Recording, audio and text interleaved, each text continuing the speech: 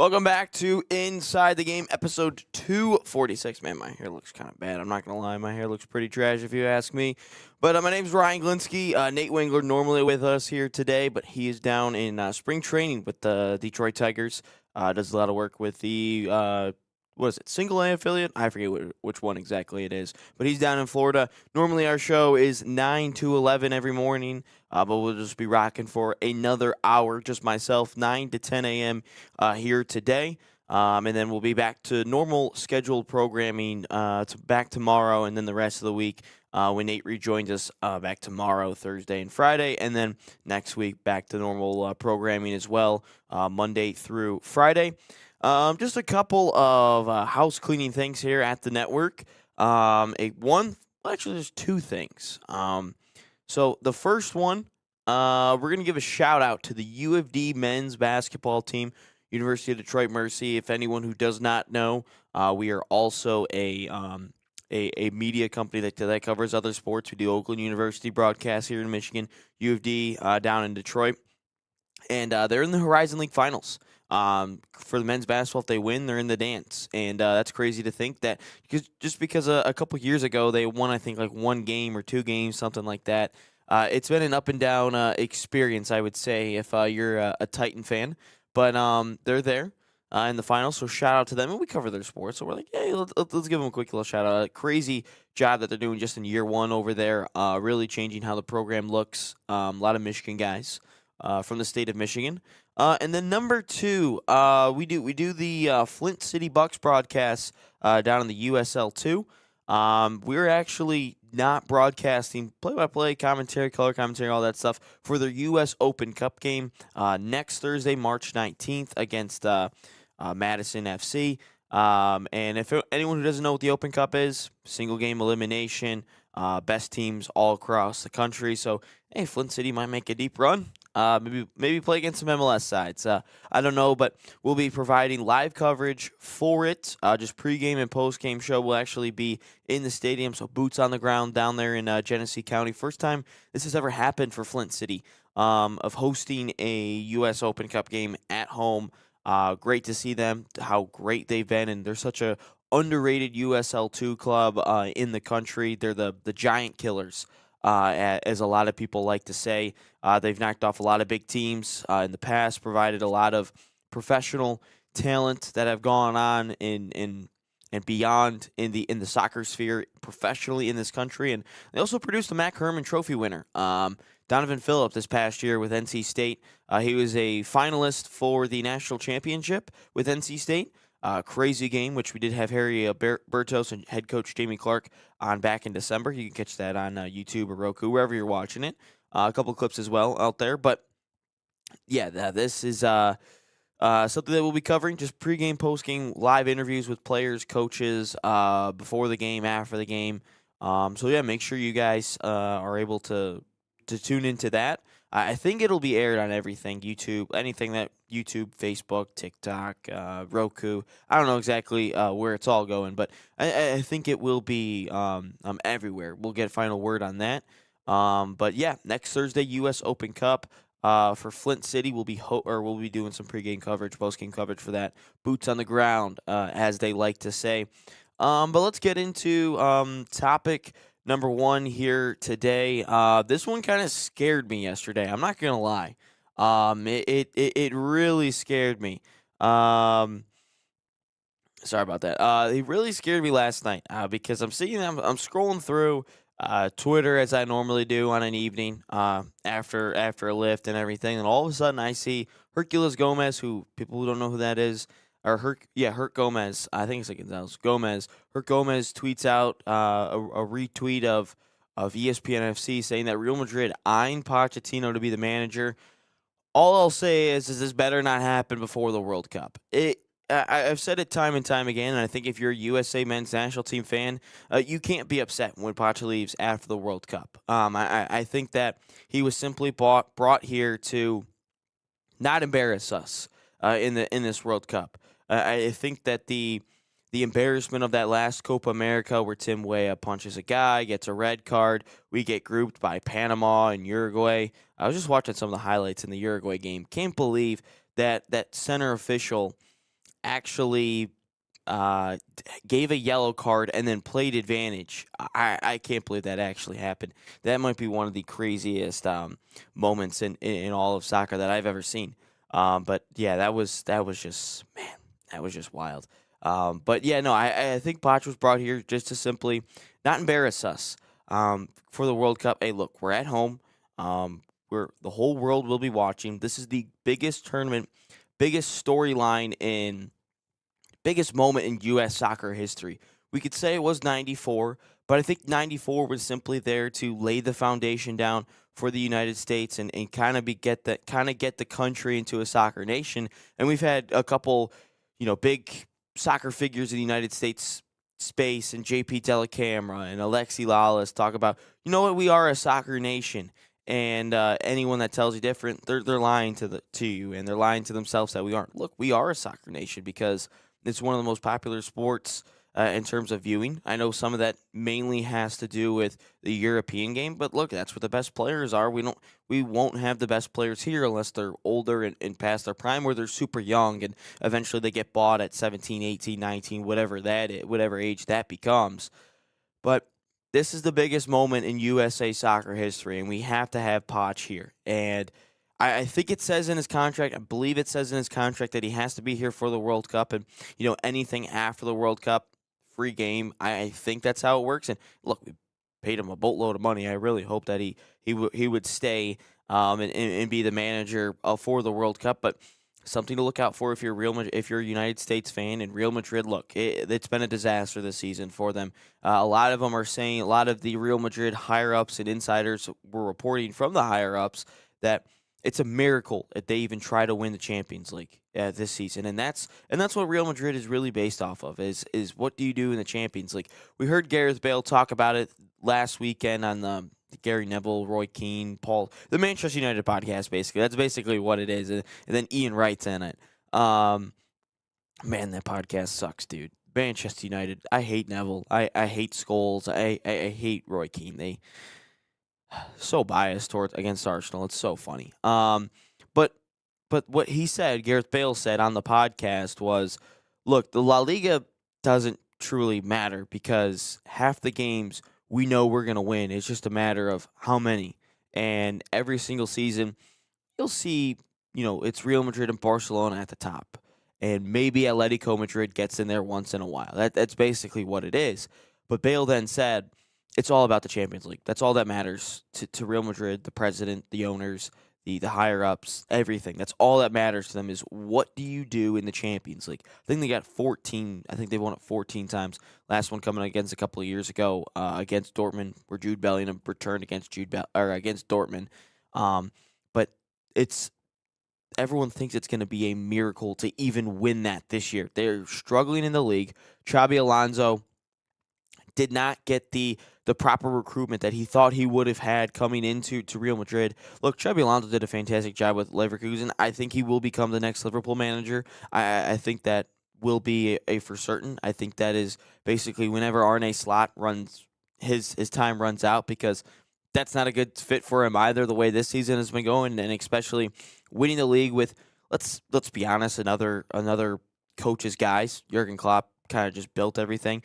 He just happened to be, his first year was Man City was down, Arsenal was down, so he kind of took over. Then he spends $500 million, kind of sells a lot of guys, gets his own guys in there, and it's a complete and utter disaster.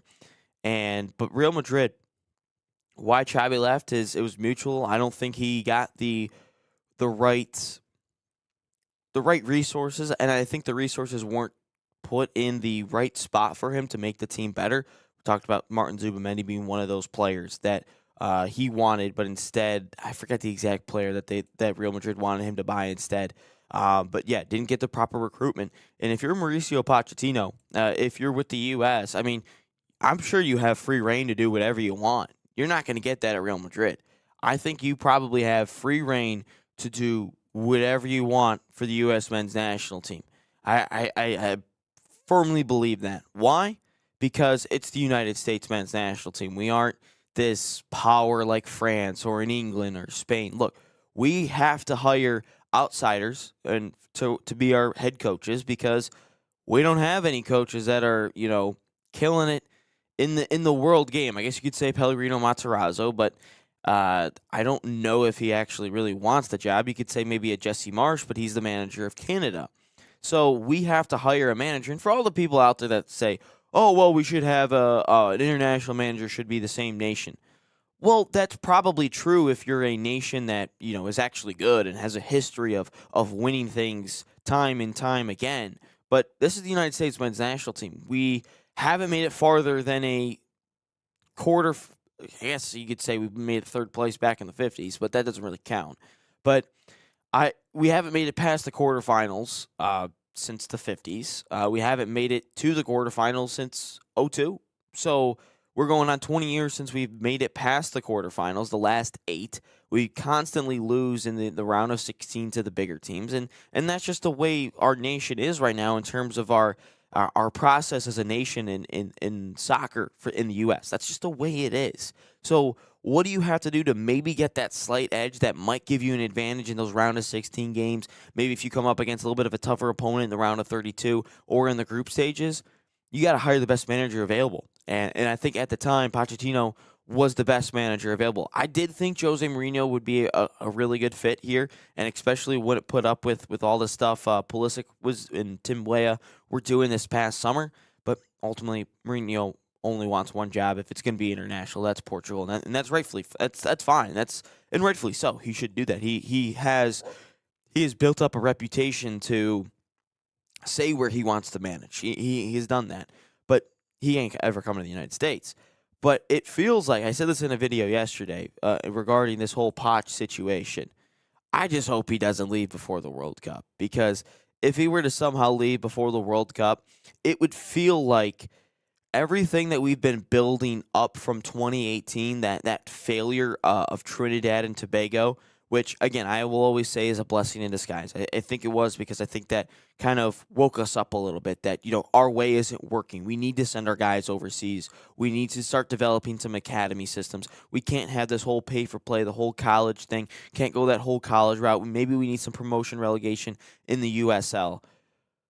But I think with everything that was on from 2018, because this whole generation was really built on that whole 2018 disaster. This whole generation is. Because after 2018, you started seeing Pulisic way more. Pulisic was probably, out of this whole group, was probably the only regular, maybe staple in the men's national team at that point. That's just because he was better than everyone, and we didn't really have any options going forward. Maybe an old Clint Dempsey and an old Josie Altidore, but that team was old back in the day. Man, back in 2018. Man, was that team old.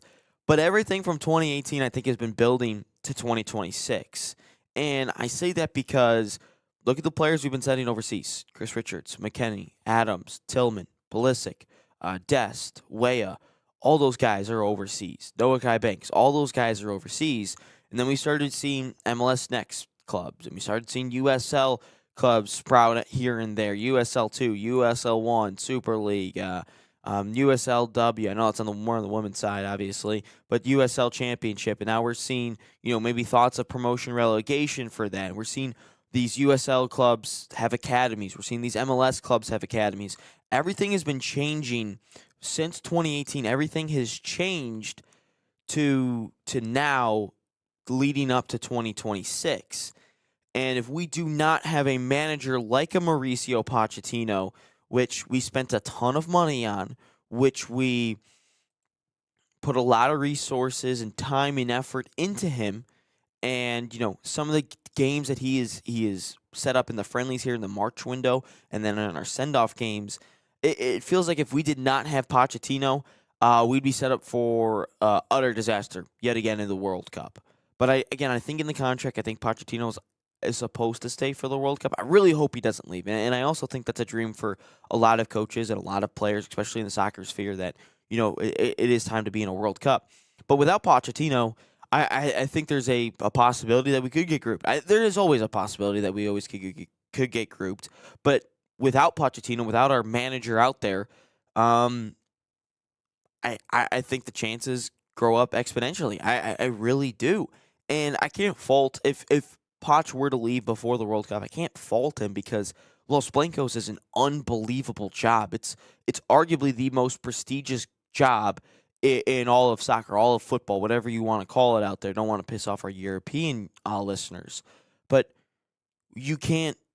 I couldn't fault him for taking that job. I just can't because it's so prestigious. Look at the players at his disposal: Vinny Jr., who I don't like, but good player; Mbappe, Chouameni, Valverde, Courtois. I think Courtois is still there.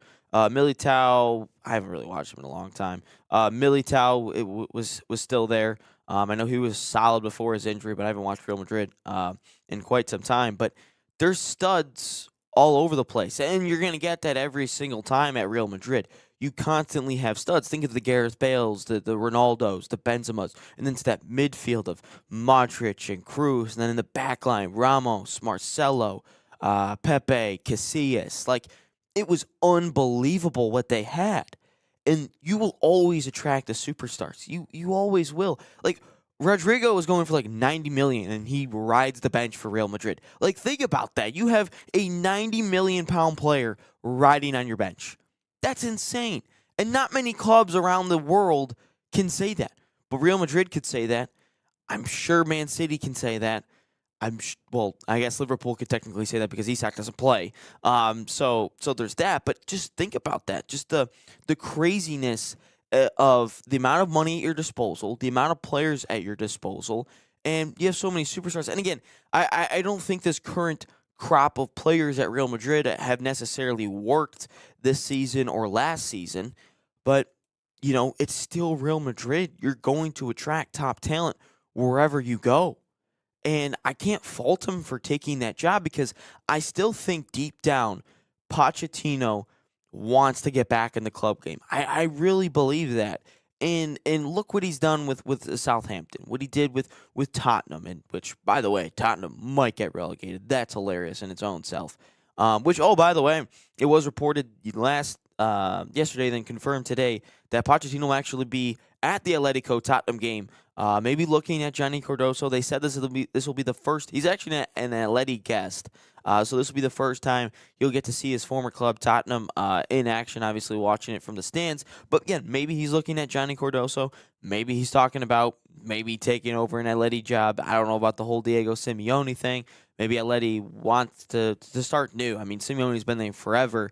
I think they've won one league and they've been to a Champions League final. I know that. But if he's won something else, put that in the comments. Again, yeah, by the way, since I'm by myself here today, send in any comments. Would happily read them at any point during the show, whether that's TikTok, Instagram, YouTube, anything like that. Would love to listen to some comments from you guys and help carry the conversation as well, because maybe you guys have a couple of things that you would like to say and I haven't said yet. So yeah, absolutely send in any comments if you can, or if you want, whatever you want. Thank you for tuning in as well. But no, I can't fault him because I think he wants to get back into the club game, and every manager I think does, because if you have an international job, you can't buy new players. I mean, you can recruit dual nationals. I think that's the only way you can truly improve your squad, quote unquote, because the players that you have are the players you have. You can't go out in a transfer window and address it, or maybe buy academy players to help bring in and kind of grow your farm system, your youth academy ranks, whatever. But I think after the World Cup, we're still going to see this guy be a highly sought after manager. I think a lot of people will want to make him their manager. I think a couple options. Liverpool, I think, is one option. Chelsea's, I mean, I know he's been there, but Chelsea's always going to be an option because they fire their coach all the time. Tottenham, if they stay up, I don't know how that relationship ended. I don't know if it's salty or, a lot of hate towards that. I think I said Liverpool. The Real Madrid job will obviously be open. Interesting one, I think, will be Man City. I think that job will be open just because I think Pep is gone. I think that they're coming close to a conclusion on the 119. I also think a couple of Pep's ideas are starting to become stale.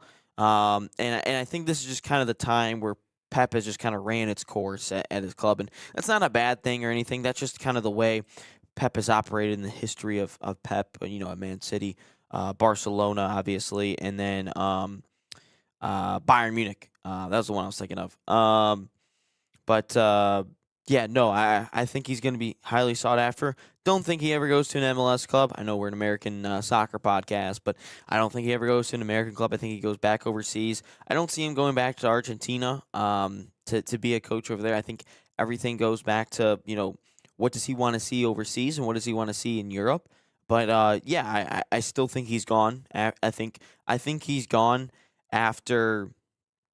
I don't want to say it's after the World Cup, like immediately after, because I don't know if you want to take a job at that point. Because if you take a job in soccer, look, it's the summer transfer window. I know we're a little bit late for our break here. We'll get to it soon.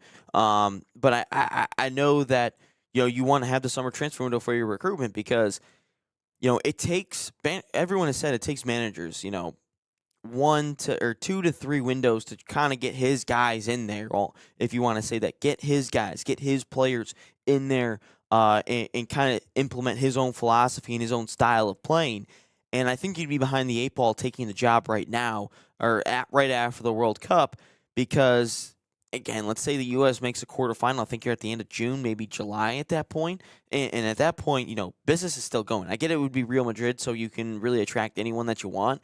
I get that. But I still don't think you take it. I think you take it maybe in January, maybe in December, November, you take a club job because at that point, I think in November would be kind of like the best. It'd be like the perfect storm, I guess, to take a club job, after you just coached in a World Cup. Just because you have time to kind of set everything in place. I think you have time to get your recruitment, the guys that you want to target come January, and then also some of the players that you want to sell in January, and then kind of set up your whole recruitment scouting system and your transfer strategy and all that stuff. But yeah, this would be a horrible idea if we lost Pochettino to Real Madrid. But that's just kind of the way life goes sometimes. And Los Blancos is a prestigious job. But yeah, that's just what I got to say on that part. Before we head to our first commercial break, we just mentioned them a couple of minutes ago. That's right, FC Barcelona. If you're looking to have any soccer summer camps this summer, head over to Barcelona or Bayern rather. Ooh, excuse me, that could be bad.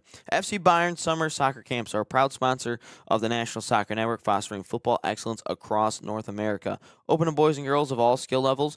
FC Bayern Camp delivers elite training inspired by FC Bayern Munich's world-class philosophy. Select your city and start a promising soccer path. And right now, save $30 on registration by using promo code BayernNSN30 or scan the QR code on your screen. Again, promo code BayernNSN30 or scan the QR code on your screen. Learn more at FCBayernYouth.com. Again, that is learn more at FCBayernYouth.com.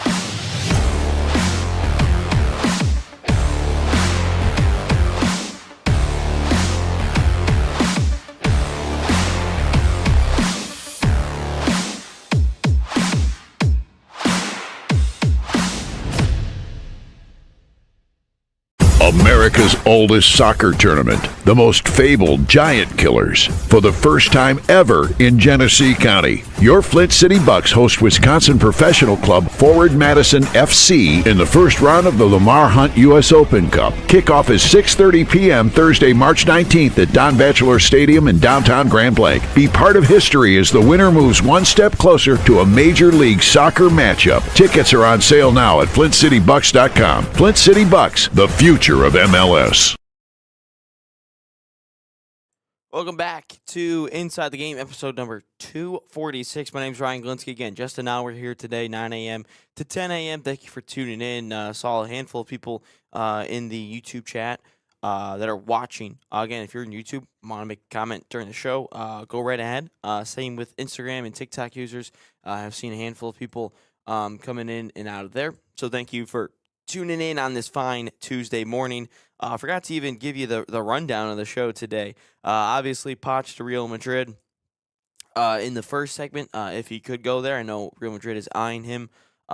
This second segment will be USL players on strike here. They are upset with a couple things. I got a couple quotes. A couple things that the USL players are upset with the overall USL, and then to end things, we'll talk about the Champions League round of 16 starts today and tomorrow. Some of the 4 games today, 4 games tomorrow. We'll talk about that. And if there's time for anything else, I'm sure I could find something, some miscellaneous stuff regarding the soccer world. But yeah, let's get into it right now with USL players on strike. I don't know if you guys have watched anything this weekend, but I think it was Louisville versus Lexington. Again, first weekend of the USL Championship this past weekend. So that was the first round of games. Again, we interviewed a handful of players, or coaches, I should say, rather.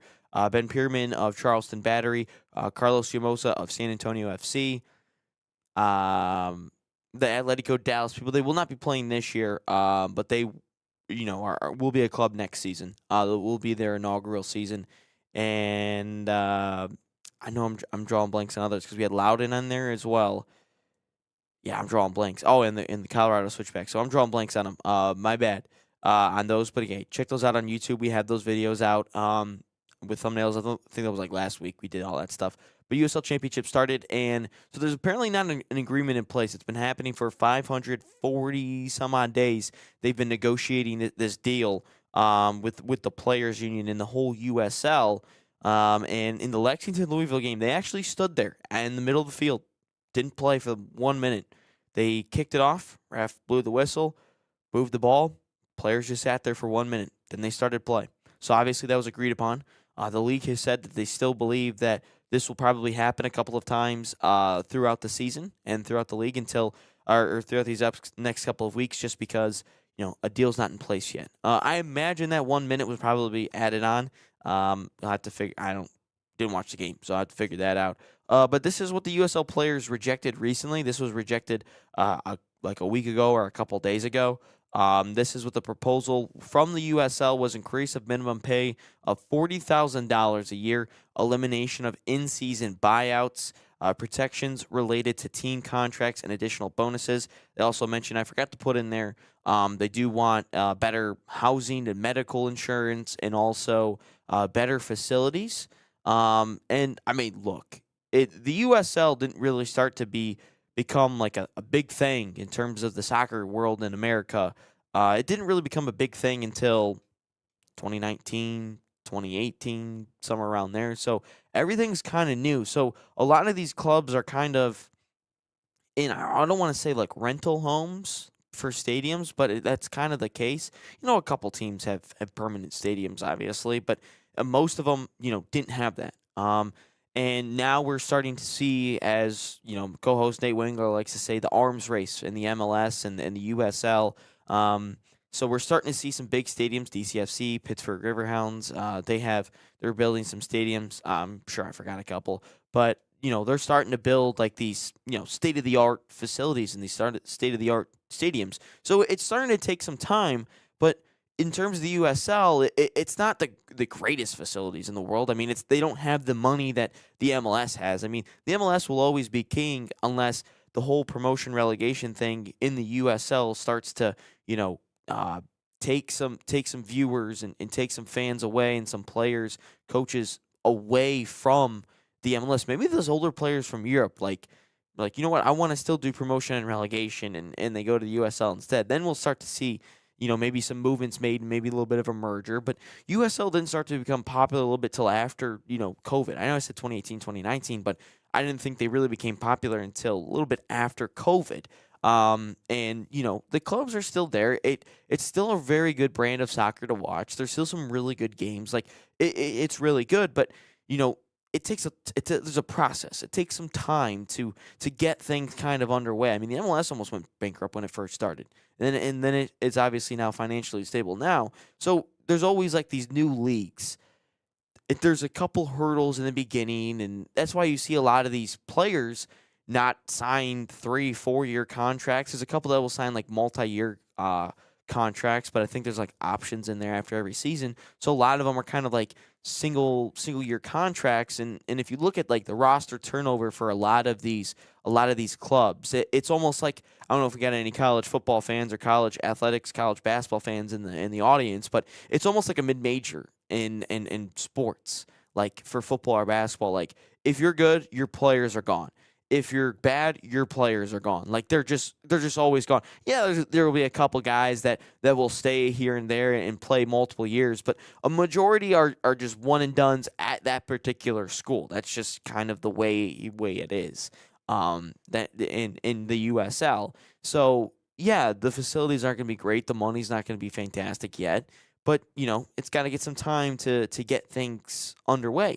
And I think the USL right now is kind of in a roadblock or a hurdle of how do we take that next step to elevate our league? Look, we have a very good foundation worth of fans and money flow and the game and the teams. We have a really good foundation.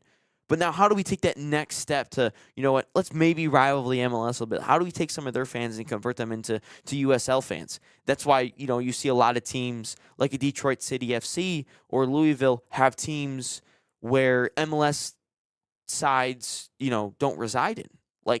Yeah, I'm sure there's a couple overlaps, but for the most part, in the majority, a lot of these USL sides are in areas where MLS teams aren't there. So so that's a good start, and you can already see this. Obviously, if these teams are building multi-million-dollar stadiums, something's going right. But now, how do we rival that with the MLS? And the first thing to do is make sure your product is good. You got to make sure your players are happy, because without the players and the product, no one's going to watch your thing. No one's going to watch. It's like the podcast here. If I don't give you guys entertainment or information that's worthy, no one's going to watch it. And then everyone gets mad, and then we don't do a podcast anymore if no one's watching or no audience is tuning in. So obviously, thank you for everyone tuning in, but yeah, you got to make sure your product's happy, so you got to make sure the players are happy. And this is just a couple of quotes I found today. This will be the first one, yeah, that I saw from the USL Players Association. With 1 week until kickoff of the 2026 season, United Soccer League Players Association players remain without a new collective bargaining agreement following 547 days of negotiations with the USL and its USL Championship clubs. This week, around 90% of the player pool participated in a vote on the league's latest proposal. Approximately 90% of the players rejected it and authorized the player-led bargaining committee to take all necessary steps, including calling a strike if negotiations fail to produce a satisfactory agreement. And then this will be the last one. Players are preparing for the start of the championship season while continuing to push for an agreement that reflects true professional standards. Players are unified in their demand for a fair deal that guarantees basic protections, safe working conditions, and standards that professional athletes deserve.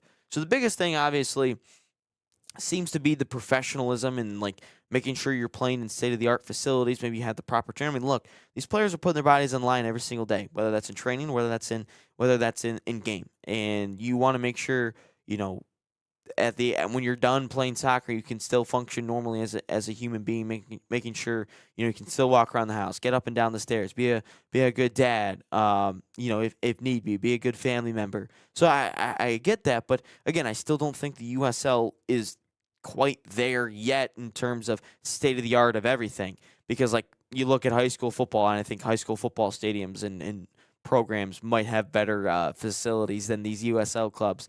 But again, they're starting to get there. They're starting to build that, but it's going to take time, and some of these players might not see that yet. But I understand their frustration. There's the new CBA agreement expired back in 25, so the end of last season or the start of last season. Played with it because obviously these players want to play, and I don't really know if the players are necessarily in a spot to all hold out, I guess. Maybe now after, this amount of time, it's like, all right, it's getting kind of ridiculous. And it's also worth mentioning about the whole pro-rel situation that this goes into effect in 2028. And you kind of need everyone to be on board in order to get, what am I looking for? You need to get everyone on board for promotion relegation because these owners aren't going to put up with that. They're not, because how do you go to a owner of a club and tell them after so many years of doing this, because there's no risk of going down now, and these owners are getting, like, they know how much money they're then getting because if you're staying in one league, you know how much money you're getting, prize money, broadcasting money. We all know that. That's why the MLS clubs, I don't think the owners will ever agree on promotion relegation, because then you're losing money. Like, how can you go up to a multi-hundred million dollar owner and tell him, yeah, you might have relegation now and you might lose a lot of money? Like, you can't do that now. It's too late in the game for that. But not too late in the game yet for USL. But those clubs that it's like, well, what do? It's you're now going to tell them there's promotion and relegation. You're now going to tell them that after so many years of, we didn't have that. And so that's something to keep an eye out for. And you got to have that. Without the agreement with the players and whatever in the league, you're not going to get that. You're not going to get that promotion relegation, which a lot of American soccer fans have been harping about for years, just because of the European game. And I like promotion and relegation. I think it eliminates things that in the American sports sphere, like basketball, that people don't like in terms of tanking, and every single game matters in that aspect. But that's just American sports. We don't have promotion relegation. There's not an issue with it, but we just don't have that. But these players, I see exactly what they want. They are unified together. They're upset with some of the demands, and they might also see the numbers of, wow, the league is really profiting, and we're the reason because of that. Because without us, you guys don't have money. You guys don't have a league. You guys don't have TV rights. You guys don't have anything, and that's completely fair. But at the same time, USL could also be like to these players, well, you guys aren't good enough for MLS. You guys aren't good enough to go overseas. And anything less, in the leagues around the country, you guys aren't playing in, because it's going to be less money. It's going to be worse conditions. It's going to be less training environments, less professionalism, quote unquote. So this is going to be your best spot. So each side, I can see what cards they hold. And it's going to be interesting to see, obviously, how it all plays out. But these USL players, it's going to be big, and it's going to be something you got to monitor throughout the whole season, because if these players are just going to stop a minute in the first minute of a half, what stops them from sitting out, getting out there, obviously, and then standing and not playing for 45 minutes? What's stopping them from not playing the whole game? Because at that point, then the fans are going to start getting pissed, and then all the pressure is going to go back on the USL Championship and the USL higher-ups, because now the fans are pissed. The people that are coming to our games, spending their hard-earned money to watch our product and go to these games and spend a night out with family or whatever it is, then everything's going to get dialed up. So I think that the way that the USL players are going after it, I think, is a smart way. I think you still play the game, but you still kind of have that elements of a little bit of a strike, because you still are, I'm sure, want to improve yourselves and improve your game of, eventually making it to a higher level. Maybe that is an MLS club. Maybe you get bought overseas and play overseas, or maybe go to South America. I don't know what exactly, some of these players' goals are, but I'm sure they want to better themselves and better their soccer career and play at the highest. They're all competitors. They all want to play at the highest level, and I don't blame them for that. But I think if they're doing it the right way. I think they are because they're still playing the games and they're just sitting out for a little bit. But that's just an interesting, thing to monitor, especially in the U.S. soccer game. Some of this might get overshadowed this summer just because of the whole World Cup and that whole fiasco. And rightfully so. It's the World Cup, man. It's the greatest tournament in all of sports. Maybe behind March Madness. I think March Madness is pretty sick as well. I just like the games in the middle of the day. You can sit there at school, work, and just watch basketball. I think that's awesome. But after this, we'll talk a little bit Champions League round of 16 preview. Might have a little bit of time after for another topic, but let me tell you about Barcelona Academy soccer camps this summer. Barca Academy is a proud sponsor of the National Soccer Network and the official academy of FC Barcelona in the United States. Designed for boys and girls ages 6 to 18, Barca Academy camps follow and replicate the FC Barcelona game model, the same philosophy used by Barca's professional coaching staff. Right now, you can save $30 on registration by using promo code FCB30 or scan the QR code on your screen. Again, that is promo code FCB30 to save $30 on registration or scan the QR code on your screen. Find a camp near you at fcbarcelona.us/camps.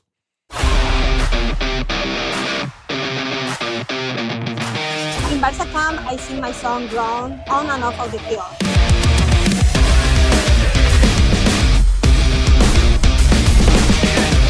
Don't miss the time to register. Sign up now for Barca Camp.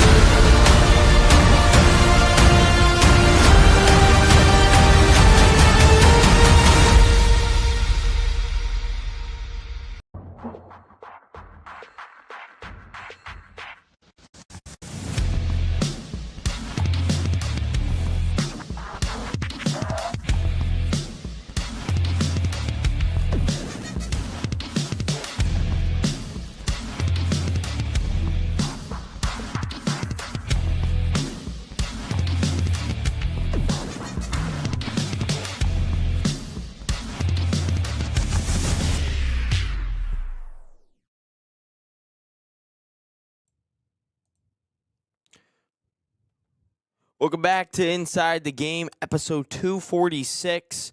Again, only an hour here today. We're about 17 minutes, 18 minutes away from closing shop here for the day. Again, drop us a follow on social media, Nat Soccer TV, Instagram, Nat Soccer Network, TikTok, Facebook, all that fun stuff. Oh, by the way, there is another National Soccer Network Instagram account out there. It's called NSN South. Again, that is not a fake account. That is a real account. Callum Ewing, stud out there in the soccer sphere, credentialed Atlanta United reporter, goes to all their games and gives you great content, great coverage for that. Make sure you drop a follow for them too, especially if you're in the southern area. That used to be the Southeastern Soccer Report, I believe is what it was called, but now it's called NSN South. Unbelievable collaboration we do with them, merging there. So make sure you drop a follow for them as well. Especially if you want to see some other content that we don't provide here at the National Soccer Network. They provide we provide a little bit more coverage on the Midwest kind of part of the country, and they provide really good coverage on the southeastern portion. So make sure you drop them a follow. But let's take a look at the round of 16 here today. Again, 4 games, first leg, Galatasaray, Liverpool getting things off 1:45 Eastern time. And then the 3, Newcastle, Barcelona at 4, Atleti, Tottenham at 4 as well, and Atalanta, and Bayern Munich also at 4. And if I'm being honest, there's not a ton of games that truly excite me. If I'm being honest, I think Liverpool will take care of Galatasaray just fine. I don't think Galatasaray really deserves to be here at this point. I mean, they're in the round of 16, but I know Liverpool isn't playing particularly well as of late. And the season, to be honest with you, So maybe there's a little bit of a scare with Galatasaray. Maybe they're just a team of destiny for all I know. But again, very important first leg for them if they can get off to a positive, get a positive result, get off to a great start. I think they're in really prime position to eventually go into Anfield. That's at Istanbul. And then Barcelona, Newcastle. Again, I still think Barcelona will take care of business against Newcastle in both legs, if I'm being completely honest with you. Again, Newcastle, I think, has really fallen off a cliff this season. Again, I know their best player, Isak, gone at Liverpool now, but I really just think that this Newcastle team is just a little bit over their head at the moment. I don't think they're that great of a team. I think Barcelona is a better product, better team. Lots of studs all over the place. Newcastle is kind of a shell of themselves over the past couple of years. Atletico and Tottenham. This might be the worst one of them all. I just feel like for some reason Tottenham, I don't know how they escaped the round of 6 or the round of 32 or the playoffs or whatever it's called, and they're in the round of 16 and they're actually the host team, I guess, because the home team is always the team that plays second in the leg, and I don't know how in the world they are on the verge of relegation, but they are somehow in the round of 16 and they're a home team in the round of 16 of the Champions League. And you think about this, if you're Tottenham, you have got to do everything in your power to obviously 100% stay up in the league.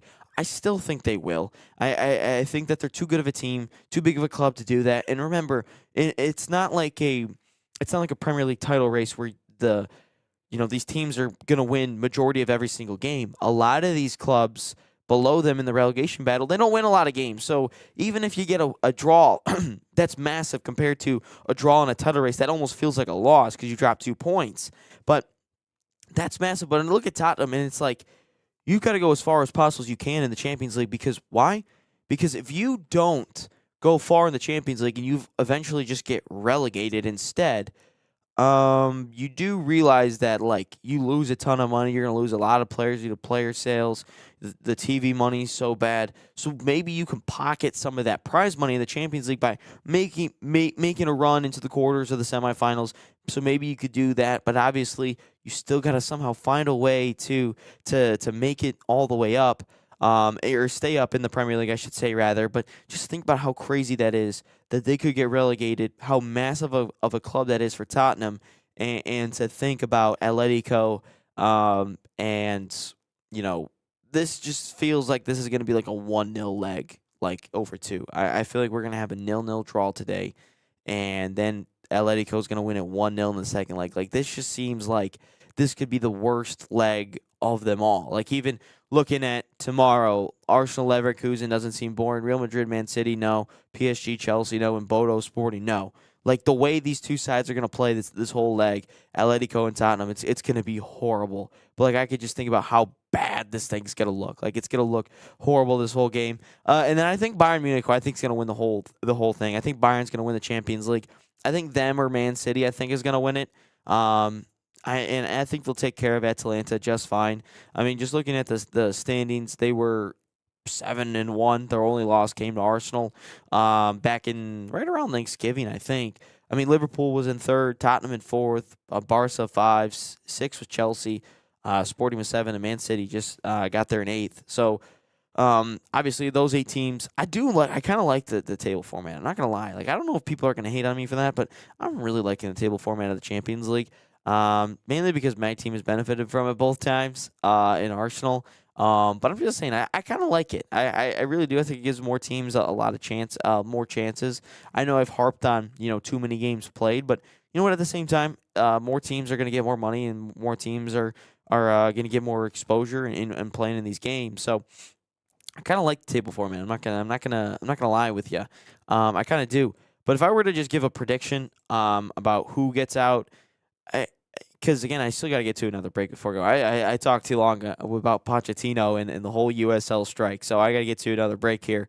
But if I'm just looking at these first 4 games that are going to be playing today, I'll just say who advances. I think it's Liverpool, Barca, Atletico, and Bayern. I don't think that's crazy, to be honest with you. I think they get out. I think they're going to win. I think every game will be pretty comfortable for Liverpool, Barca, and Bayern.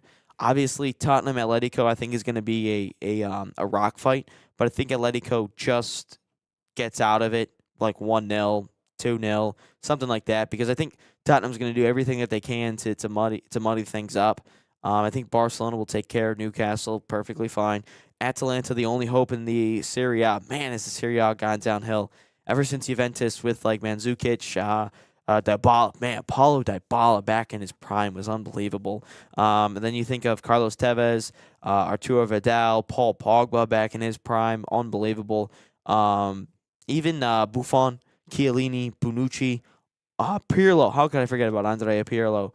They were some studs, man. That whole Juventus team was really good back in the day. They had a couple cracks at it in the Champions League final. But yeah, no, I think that's pretty set in stone. Maybe talk about the next four tomorrow. I think that those are a little bit more exciting games. I think PSG Chelsea, a little bit underrated game, but I think that'll actually be a pretty good leg.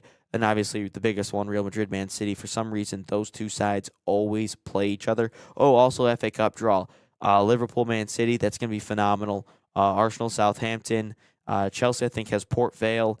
And then I forgot who West Ham plays in that mix. I forget. Oh, Leeds. That's who West Ham has. So FA Cup draw obviously was yesterday as well. But I got to get to this one last break before. I want to talk about a Swiss team very briefly before I get into question of the day. But speaking of Manchester City, here's one of their camps. Here's how to sign up and save some money with one of their camps. Manchester City Soccer Camps, proud sponsor of us here at the National Soccer Network, bringing world-class training inspired by Man City's global football philosophy to players across the U.S. Open to boys and girls of all skill levels, these camps focus on technical development, decision-making, and playing the game the City way. Right now, you can save $30 on registration by using promo code MCNSN30. Again, promo code MCNSN30, or scan the QR code on your screen to find a camp near you at usacamps.mancity.com.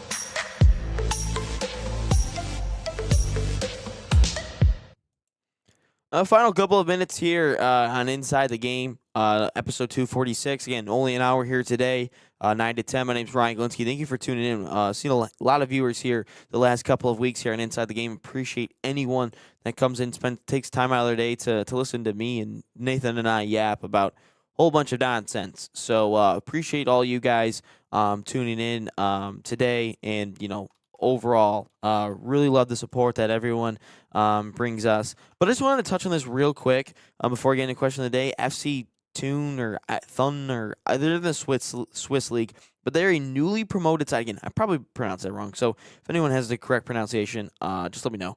But they are in the Swiss league, and they're a newly promoted side, and they are 14 points clear with 10 games to go in the Swiss Super League. Newly promoted team. They've never won the league in 128 years of their existence. But man, that's pretty cool to think about that they are, making that type of rounds, and to see that a newly promoted side, again, everyone can say, oh, it's a Swiss league. It's not anything big.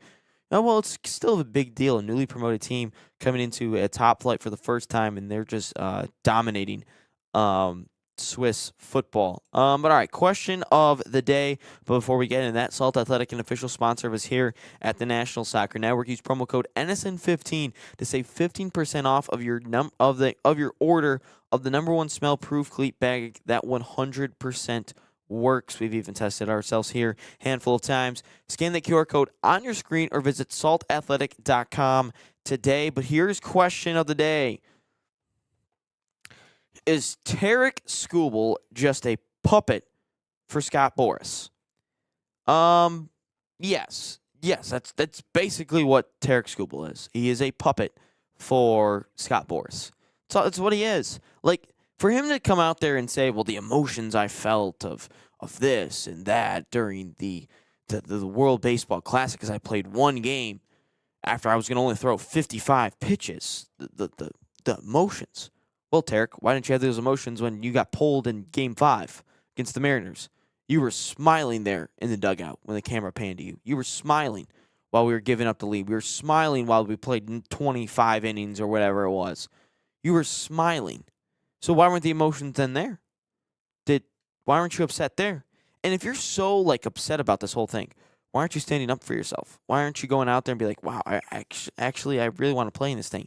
And him coming out and saying, well, I thought it was just going to be an all-star game. And come to find out that's just not the case. And I'm sitting there and go, Tarik, if you care about it so damn much, and I understand that there's a whole money issue, I get that, but we're not even going to play baseball next season after the Dodgers win their 3rd straight World Series.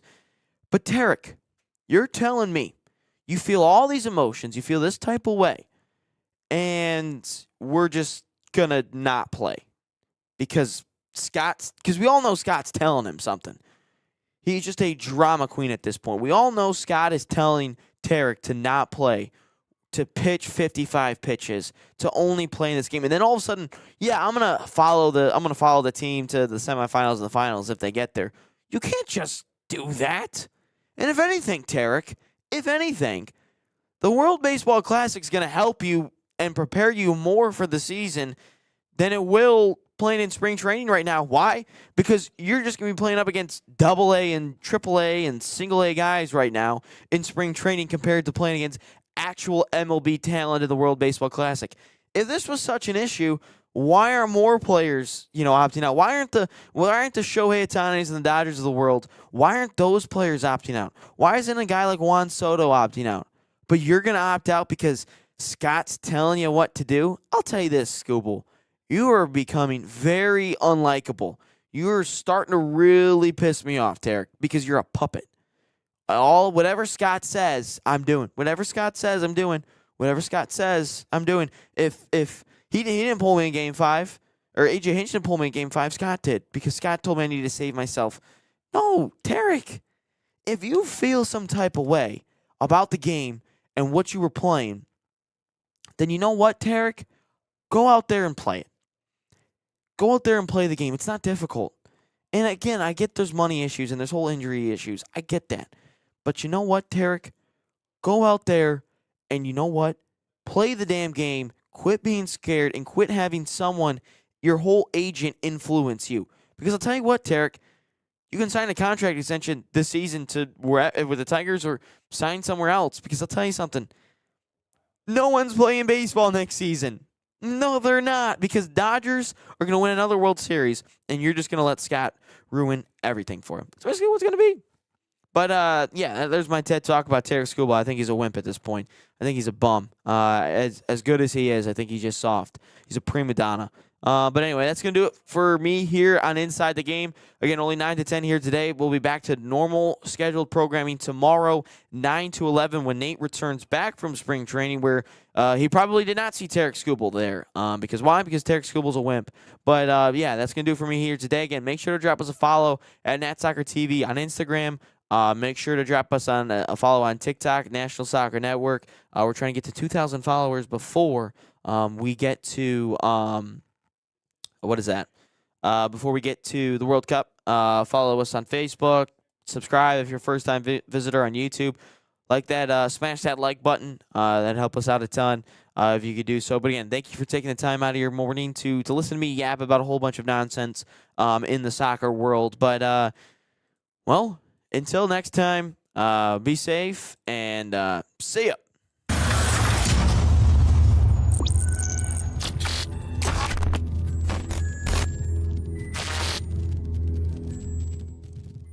From the biggest matches to the hottest takes, Jonathan Turner and Nathan Wenger bring you the stories, the analysis, and the edge you won't get anywhere else. Streaming live weekdays at 9 a.m. on YouTube, Roku TV, Facebook, Twitter, and all major platforms. No filters, no fluff, just real talk, real soccer.